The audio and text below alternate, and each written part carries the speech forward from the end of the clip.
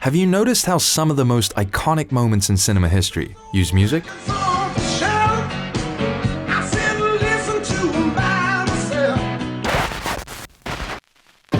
Damn, it feels good to be a gangster.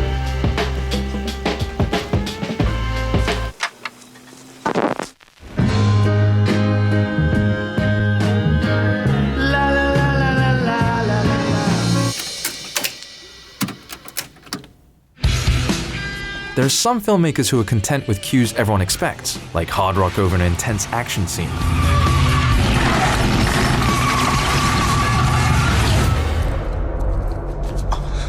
Or haunting drones over suspenseful moments.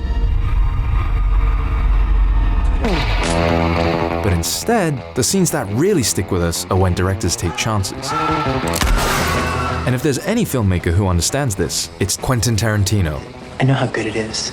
And he's accomplished this by making subversive music choices that defy expectations. It's a big part of the fun of modern movies is to have modern pop songs in your films, and you kind of cut the scenes to them. So today, let's look at how Quentin Tarantino approaches music, and why so many of his decisions really shouldn't work, but they somehow do. Let's go.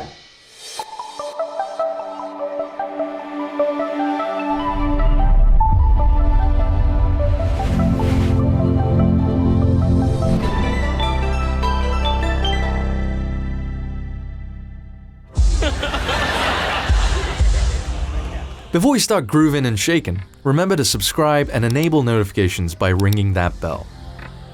The most obvious way Tarantino uses music is by choosing songs that go against the grain. He'll play a David Bowie song over a moment like this.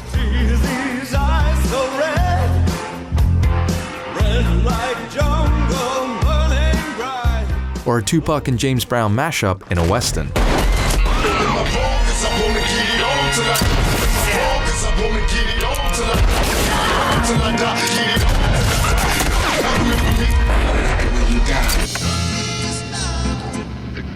Tarantino takes music in movies very seriously. To better understand how this scene is constructed, we imported the screenplay into Studio Binder. The choices he makes are undoubtedly intentional, so much so that he often writes them directly into his scripts. And a classic case of this is this scene from Reservoir Dogs.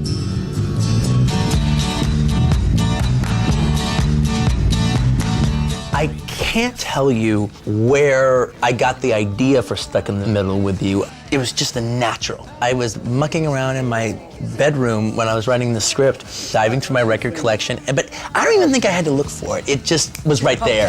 Clowns to the left of me, jokers to the right, here I am, stuck in the middle with you. It's one thing to have a dark scene, it's another thing to cut a man's ear off while playing this song. So hard to keep the smile from my face. The song choice doesn't just amplify Mr. Blonde's cruelty, it puts you in the twisted headspace of the character. Is that as good for you as it was for me? Hey, what's going on? You hear that? And it's kind of fun and funny, and you find yourself asking if you're just as twisted as Mr. Blonde. Tarantino includes diegetic music as much as anyone. This is music the characters can hear in the world. Ever notice how often he has characters listening to music or singing along? You'll be a woman soon. I love you so much, can't count the ways I died for you, girl, and all they can say is It speaks to Tarantino's vision as a writer. He knows exactly what music he wants, even at a script level. I could make a tape that your character would listen to.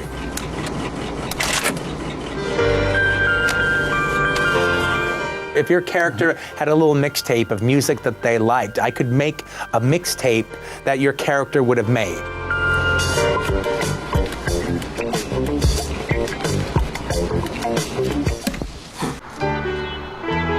And you understand a character a bit more when you know they listen to the Delphonics. Who is this? The Delphonics. In doing so, it imbues a greater purpose to the song choice, because the characters literally interact with it.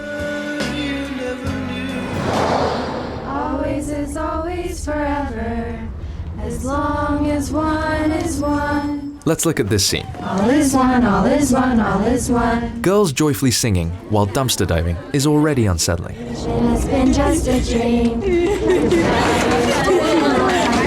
I was written on the sunshine. Things get even weirder when we consider what they are singing. Never say never to always. The song is Always Forever, written by none other than Charles Manson. Seem is to dream a dream, my love, 'cause one is one is one. I think we're fascinated by it because at the end of the day, it almost seems unfathomable. How he was able to get these girls and even these young boys to just submit to him. And frankly, the more you learn about it and the more information you get and the more concrete it gets, it doesn't make it any clearer. It actually makes it even more obscure the more you know. The young girls singing in unison points to their collective hive mind and their loyalty to a psychopath. As long as one is one, inside yourself or your father, all is one, all is one, all is one. If the song had been simply played over the soundtrack, we wouldn't have gotten the same effect. So when deciding between diegetic and non-diegetic music, consider what it means to have a character perform a song rather than it just play over a scene. The difference could mean everything.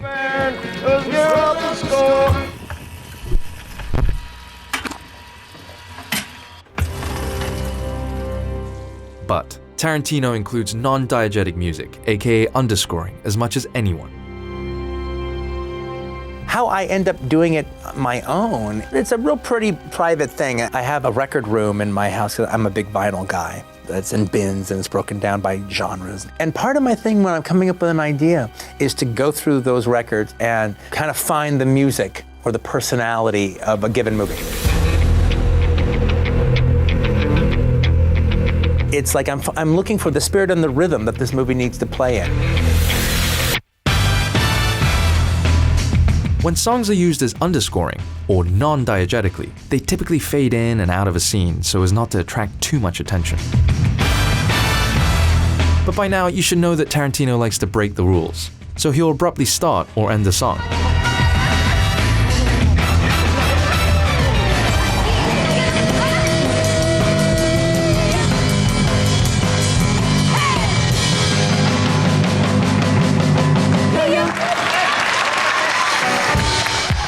Just look at the showdown between the bride and O-Ren Ishii in Kill Bill. It's a non-diegetic track, but Tarantino finds a way to relate it directly into the story.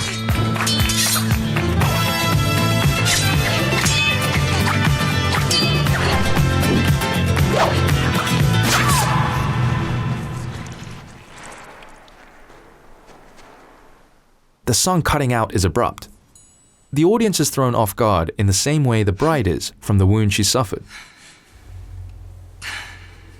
A similar effect is used in Death Proof.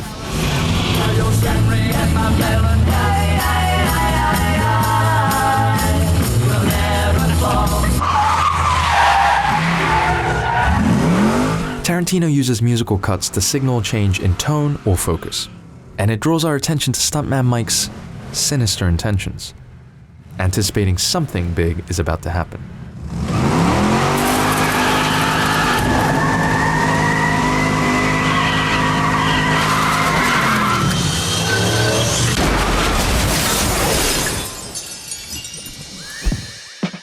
When you do it right, and the music and the movie kind of goes in sync with each other, and for a sequence or so, it's just kind of like you're flying or you're skating.